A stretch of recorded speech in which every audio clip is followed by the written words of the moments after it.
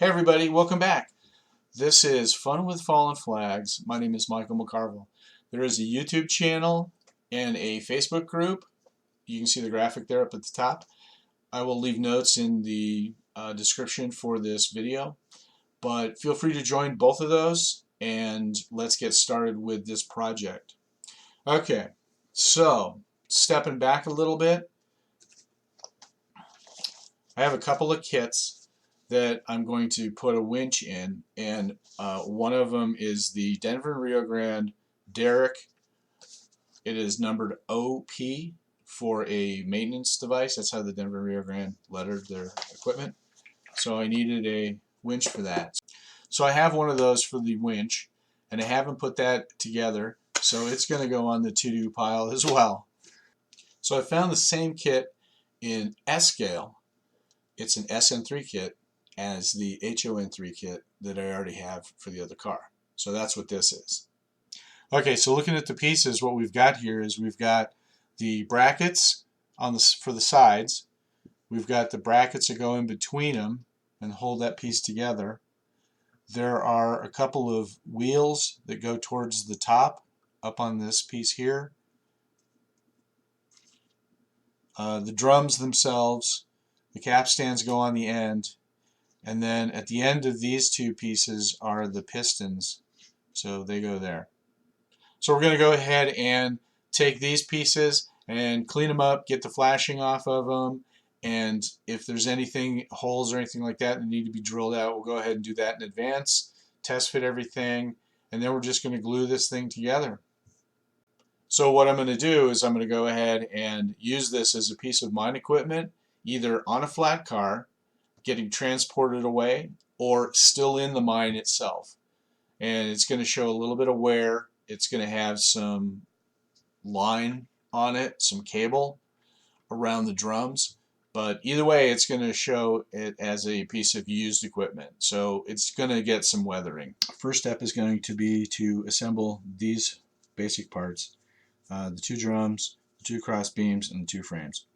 So they're going to go like this. You want to make sure that the holes are drilled out so that there's no flashing on the inside of them.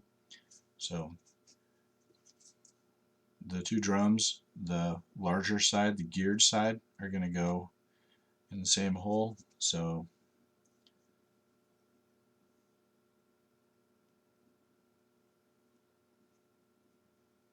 make sure that they all line up, glue those together. However, you want to make sure you have the spacing right, because one of these is going to go on the end, like so, and then the other cross beam is going to go here, and it's going to line up on the holes here where the flywheel is going to go in. So this one hole here in the middle, this slightly smaller one, you're going to want to put that, the second cross beam, underneath that, because this cylinder right here, this drum actually hangs down a little bit, so you can't put it over here, it's going to interfere, so you have to put it inside a little ways. So you'll have one here, and then you'll have one on the outside end. So let's glue that together. I'll go on to the next step. Okay, the next step is to put a section of rod into the hole for the flywheels, that third hole that's in the middle of these two drums.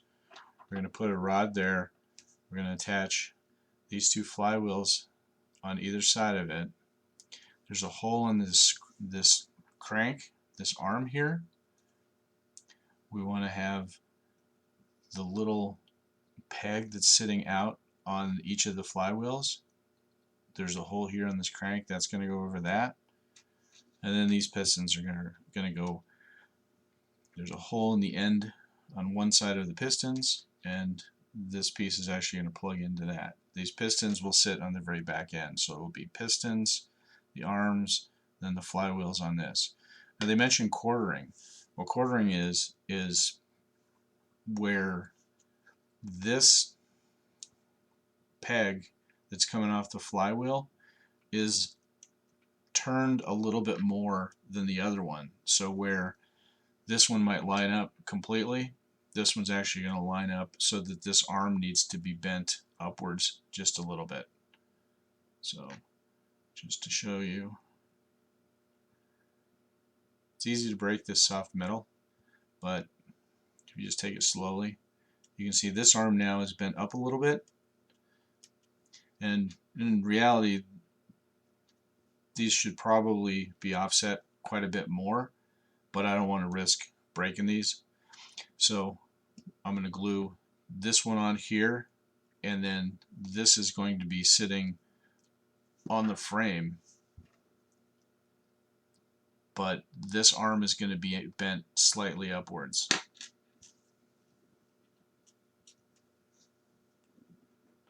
So you can see, and this one actually could be bent slightly downwards if we wanted to make them truly quartered, truly offset. You do the same thing with DCC when you are quartering the wheels to make sure that they are moving back and forth in the piston, but it is synchronized with the sound of the chuff of the DCC. So anyway, we're trying to emulate that.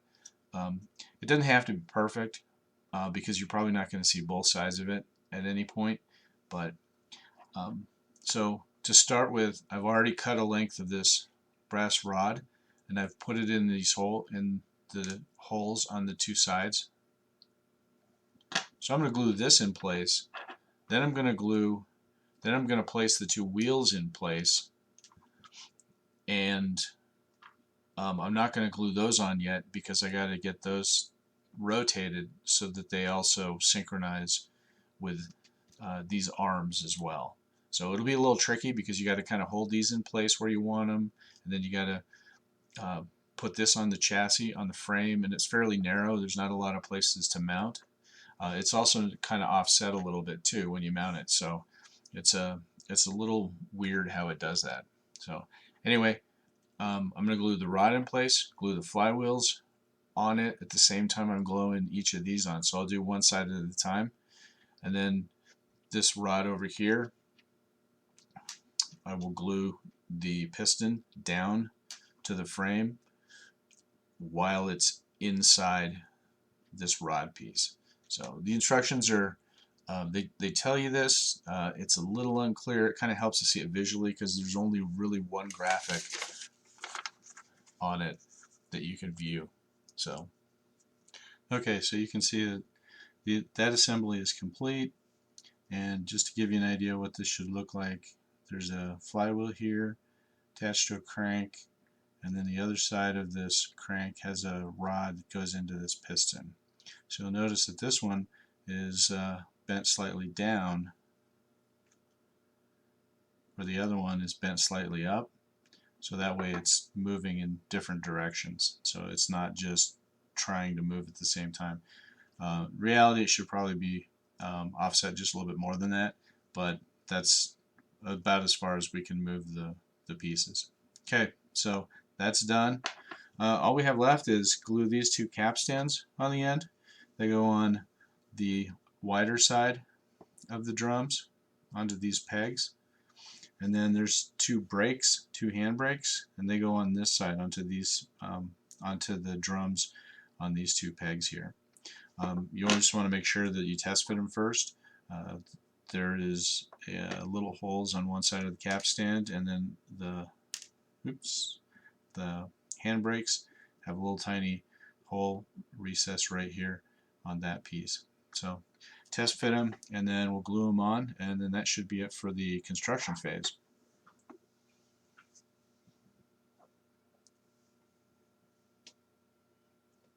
Okay, that's it. We are ready for some primer. I'm going to shoot it with primer and then come back and we'll take a look. Okay, so we got spray paint on here, so we're moving on. I have already started to paint a little bit.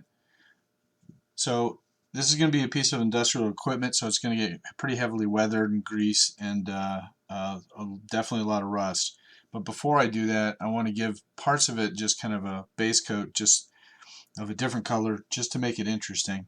So we're painting the hand cranks, the hand brakes here, and the pistons the cylinders themselves. We're going to paint those kind of a generic green, just kind of a give it a little bit more of a industrial equipment kind of look. If you want to, you could probably put these on after you've painted them, but I kind of wanted to see what they look like on and decided while I was building it. So the hand cranks, or I keep calling them hand cranks, they're actually hand brakes.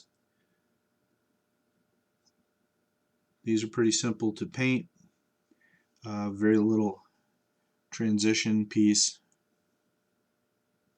And again, spend the time, paint the undersides of what you may never see, but you never know.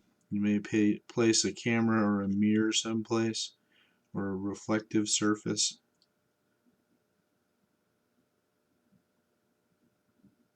Okay. We've got both the handbrakes painted now. Now we're going to paint the other cylinder. Whoops.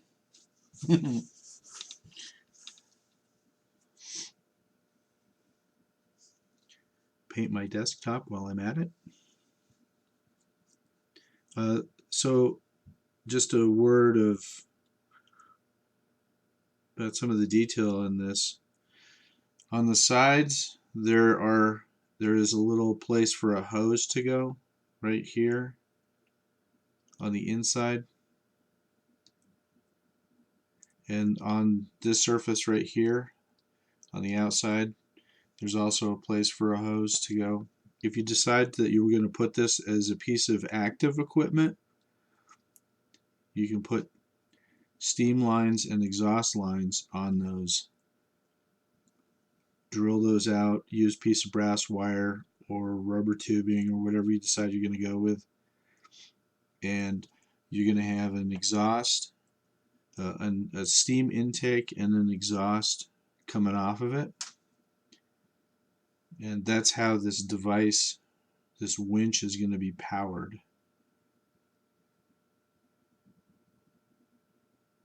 Or was powered at the time.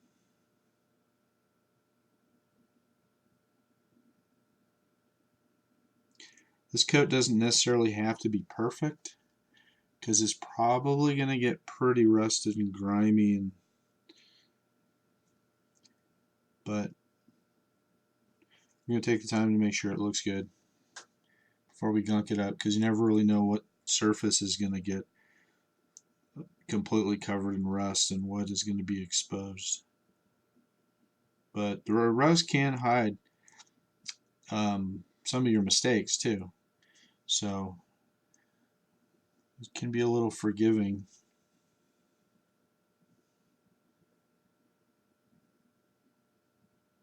So I'm painting the entire cylinder up to the rod, and the rod's going to get rust, a layer of rust on it, and then on top of that we're going to put a layer of grease,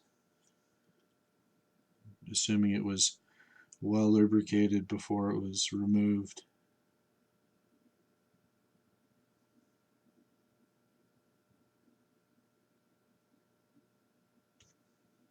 Okay, almost done.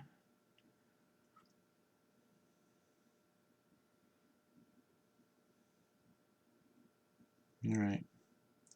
You want to make sure you check that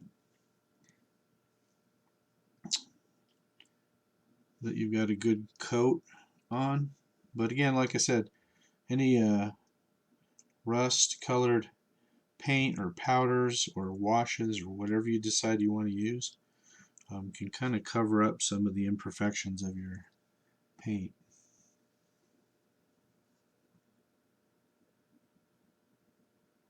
You're ready. Now, if you want to, on the underside here, there are places where the cylinders exist, and I can only assume that this section here is never ever going to be seen.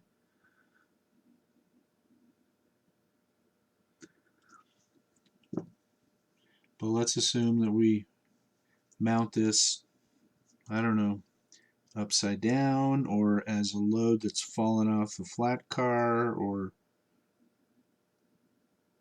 up on a pallet, you know.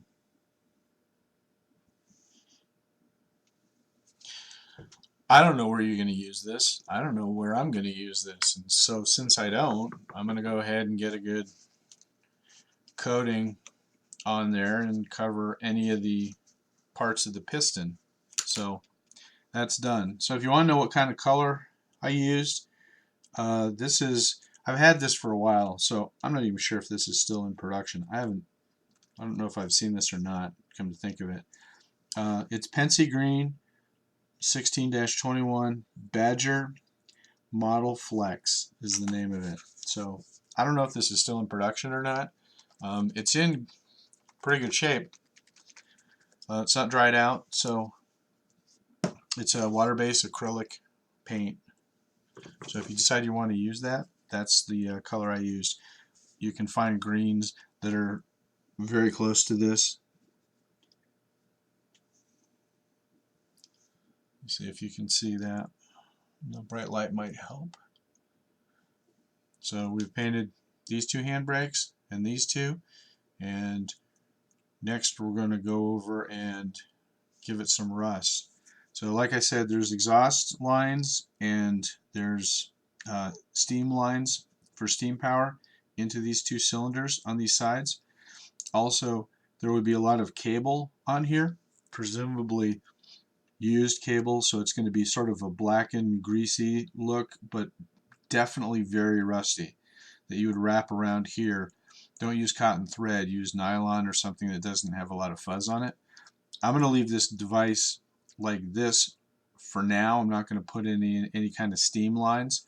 I was also thinking about mounting it to maybe some wood timbers, but since I'm not really sure where it's going to go, if it's going to be a flat car load or not, I'm just going to leave it like it is. So next up, we're going to go ahead and give this a healthy coat of rust, and then we're going to go and attack it with some grease in certain spots where we would expect to see that. Okay, now's the fun part.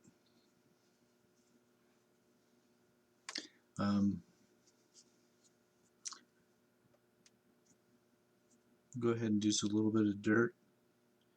I always try to get a little bit of brownish color any place that the item is going to be sitting. It's going to be close to the ground or dirt or even a wood flooring. Try to get a little bit of dirt.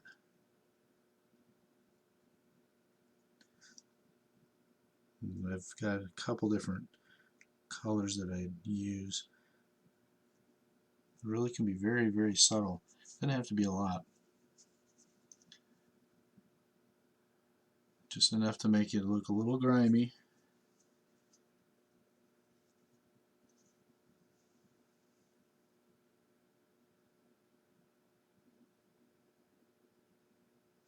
I don't use anything particular for the chalk weathering, just some artist chalk that I take an X-Acto blade to. Just grind a little bit off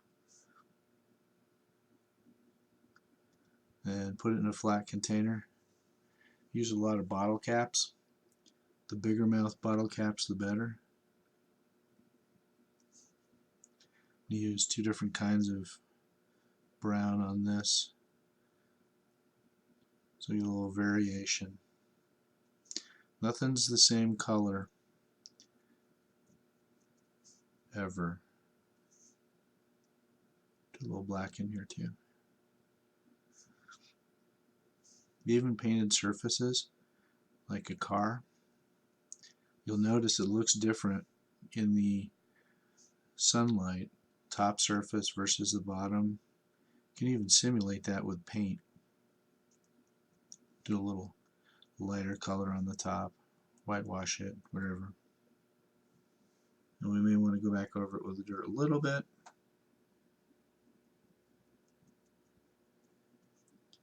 So this being a piece of mining equipment, we're we're going to be fairly liberal with a layer of rust. Since the cable is going to roll around this drum as we apply it, we want to do it in streaks.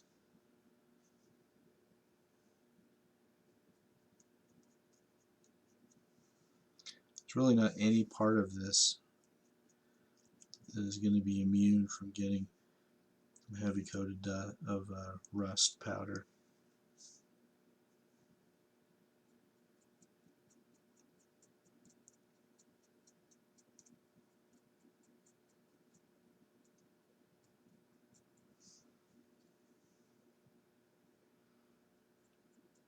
There's some gearing on the outside of the drums here, and we can coat those.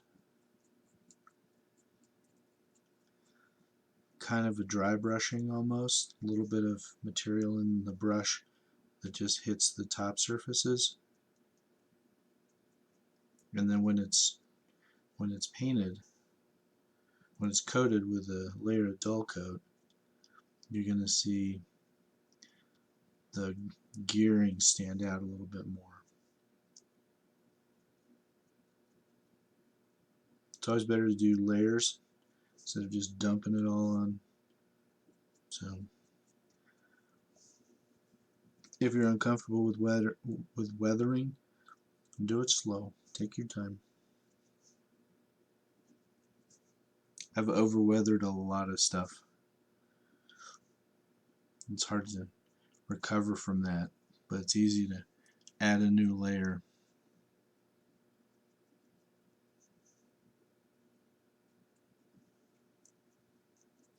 The gearing on here on the drums is a good example of what you want it to look like as far as dry brushing. It's definitely taking out the relief.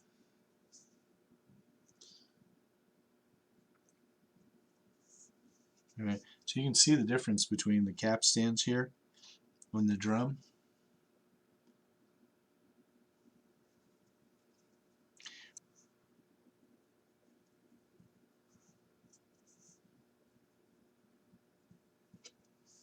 Then I'll come back over some of the green areas and give that a little bit of coat.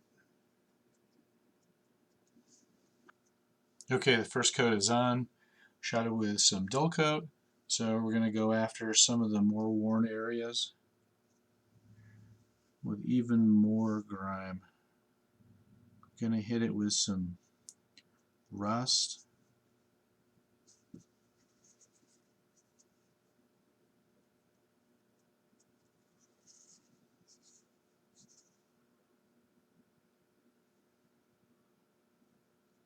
The dull coat tends to tone down whatever you've applied. So if you feel like some of the rust areas have blown off or become really subdued, it's the dull coat dissolving the chalk.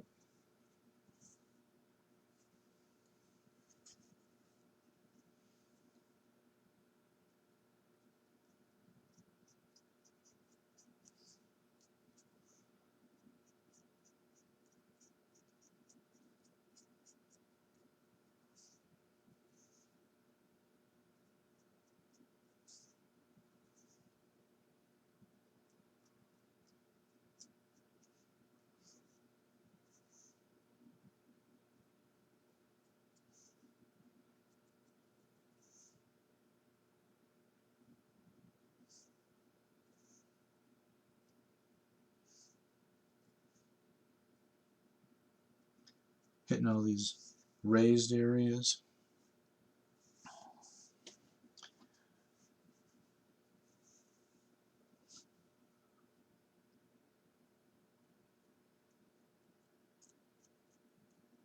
Give it a bit of more of a three-dimensional look to it. So I'm going to go over the painted areas now. The stuff that we painted green, these cylinders, they look good. I like the shiny especially.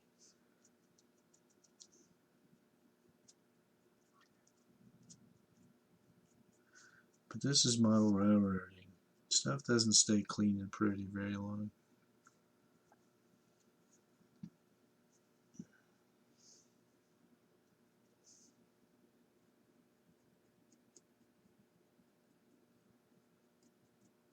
Especially narrow gauge stuff.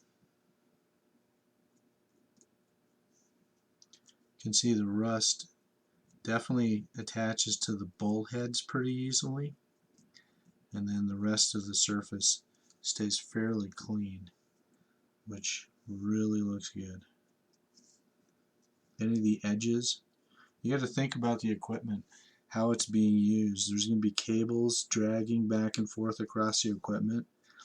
It's going to cause wear areas off the paint, and wherever that paint is going to wear off, it's going to expose metal, and that metal is going to rust. And any of the two types of rust, and go a little heavier on the side.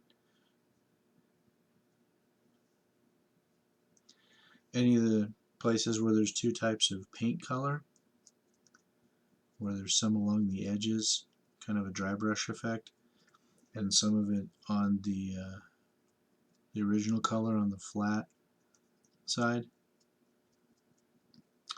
It's going to give it a definite two-tone effect, and it just makes the details on the item just pop.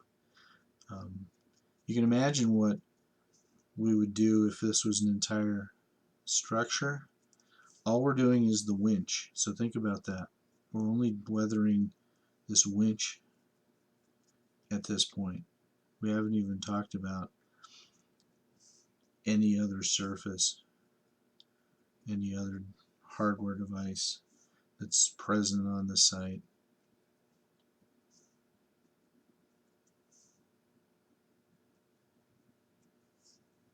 Okay, I'm liking it. Still want the drums to look rustier.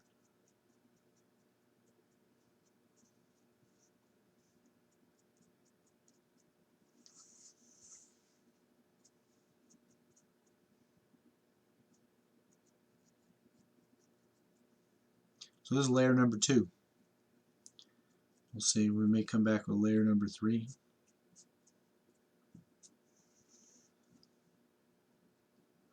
And get a little black down in here, get a little deeper.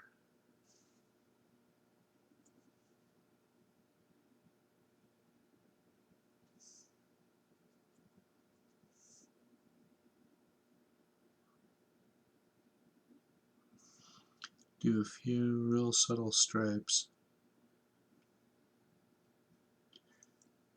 Give the appearance that it's got some cable wear on the drum itself. Alright, so let's shoot that with dull coat, and then once that dries, we'll take a look at it and see if maybe we want to put some engine grime around the pistons and maybe the flywheel. Okay, I added a little bit more black in these recessed areas and some dirt along the bottom, and I did that to both sides. So it's been dull coated, so all that's been protected, and we're going to go ahead and add a little bit of grease and grime along the outside edges of these pistons here.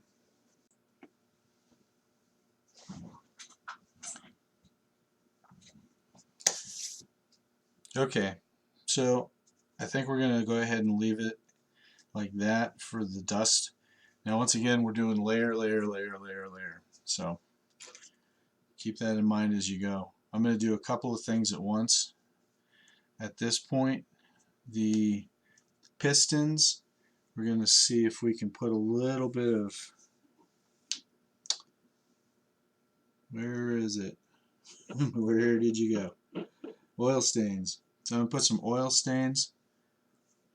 These are all Vallejo various washes and weathering effects. So I've got a couple different ones. We're going to start out with the oil stain one. These are water based. So I'm going to drizzle a little bit of oil stains down off the end of the piston.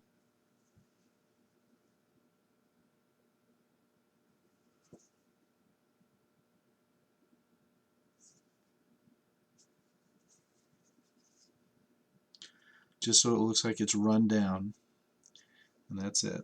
That's all we're going to do with the oil stains. It's going to be lubrication that's fallen out of the piston itself.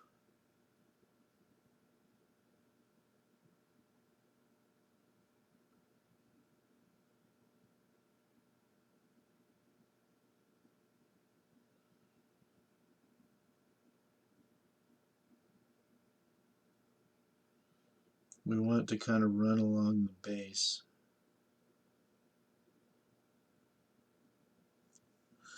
Like so.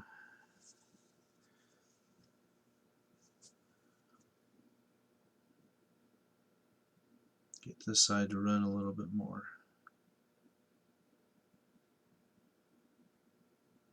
Right.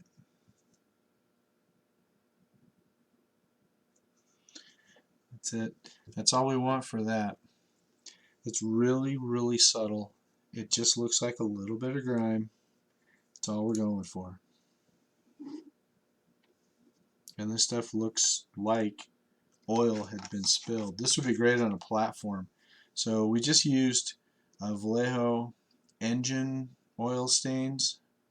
It's a 73.813. It's the number. Looks like a bottle like that. Okay, that's one of them. We also have something I've used in the past called rust texture. I've actually painted this onto wheels for doing like trucks. All I'm going to do on this is I'm going to just highlight some of the surfaces, just like the edges here and there. I want it to look like it's gotten a little bit of wear and tear from the cable. Cables are going to go slack every once in a while, and they're going to rub on.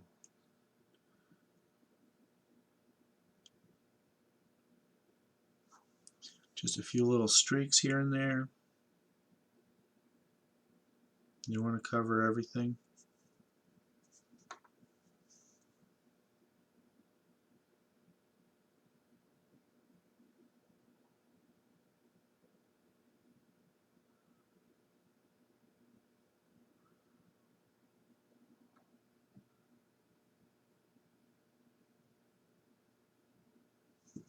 Hopefully you can see that.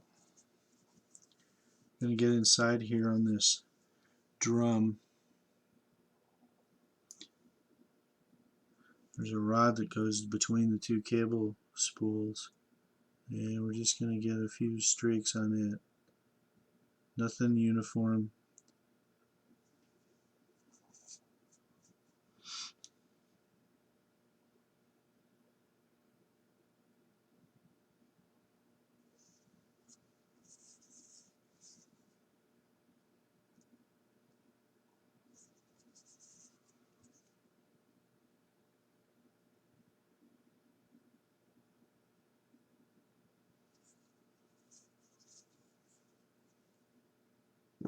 Oops. Right over.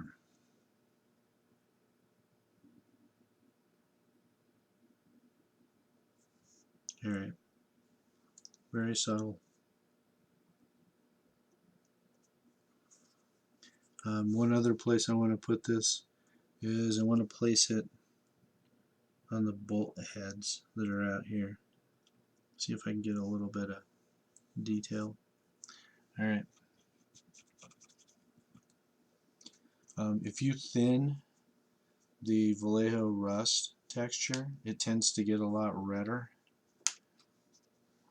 So if you're looking for a lighter look, the last one is called engine grime. I'm going to apply a little bit of this on there.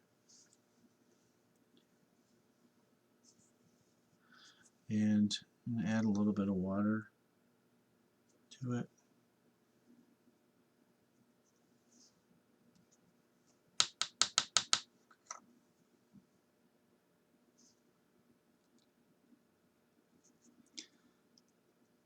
This would be great on an engine block.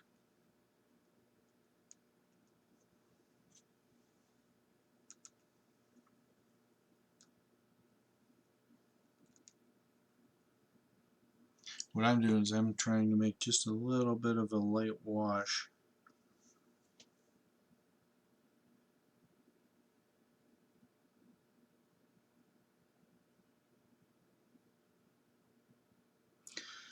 And stuff like this, you just take it slow. It's easy to put it on very light layers, but it's almost impossible to go back to the beginning.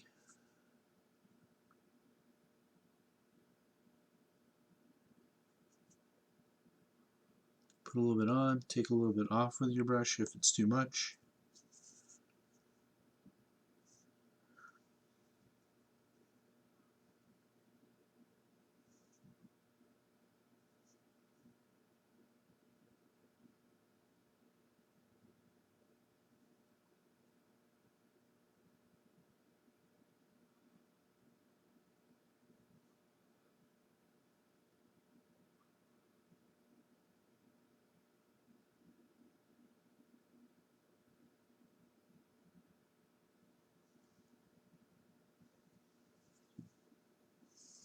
Again, we're looking for really, really, really subtle effects here.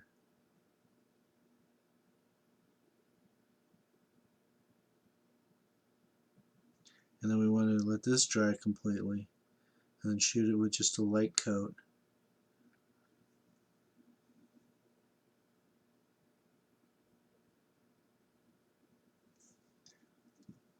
And what we're really looking for is a raised and lowered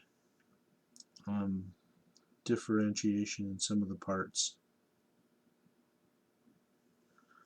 Okay, that's looking good. We get some close-up photos here when we're done.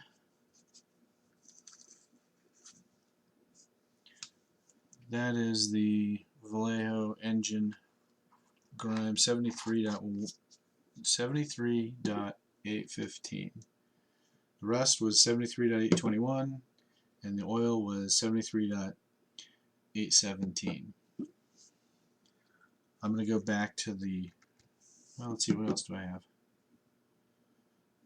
Engine oil stains. Not petrol stains, but oil stains. What the heck, we got all the other ones out. So the last thing I want to do is I want to coat the rods here that go in and out of the piston. I want to give that some color.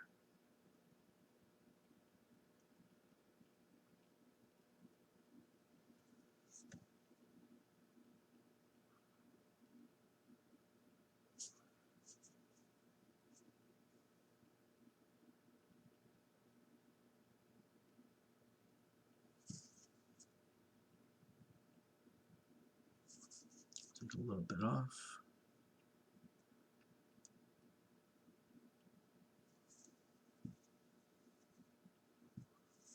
Go around the other side.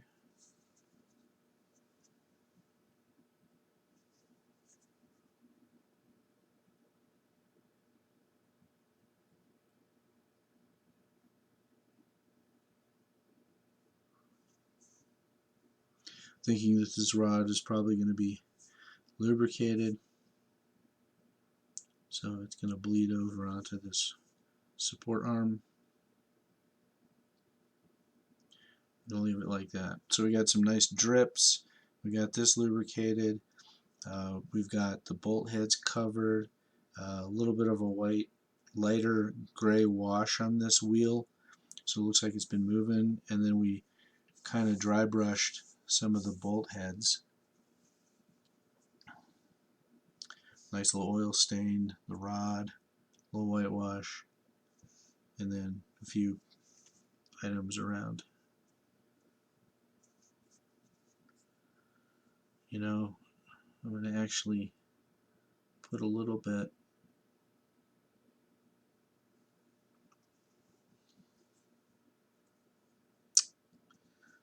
A little bit over here by the exhaust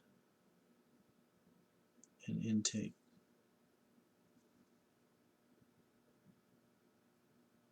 Oil doesn't go in and out of there, but it just may represent a little bit of additional filth that we need. Alright, I'm going to go ahead and shoot that with dull coat, and then I'll throw some pictures up of what it looks like, but I think we're going to call this done.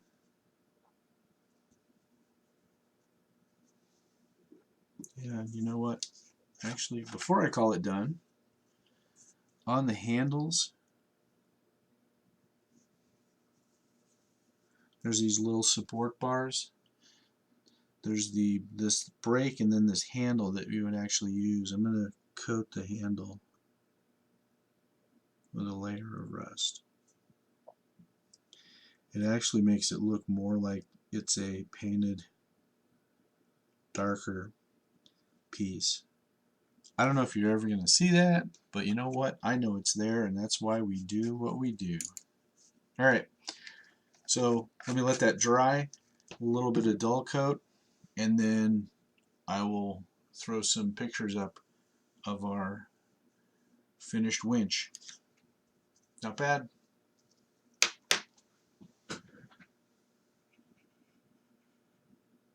Okay, so we got the finished product. We got the cable wheels with a lot of wear and tear. We've got a lot of rust and some recessed areas darkened.